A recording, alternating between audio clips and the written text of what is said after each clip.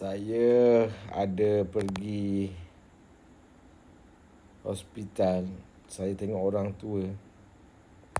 Mereka sanggup habiskan segala harta, duit simpanan dalam bank, untuk kembali muda.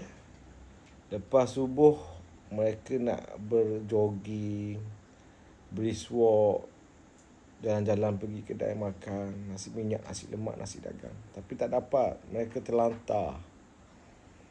Tak boleh bergerak, pakai pampers. Sanggup habis semua harta. Tapi pakcik tengok ada orang bujang. Lepas subuh terus tidur, macam orang tua yang sakit di hospital.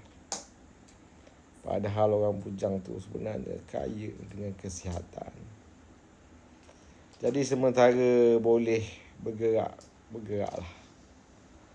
Masih boleh berkaryalah. Masih boleh beribadat dengan sempurna, beribadatlah. Al-faham ke hidup. Wah.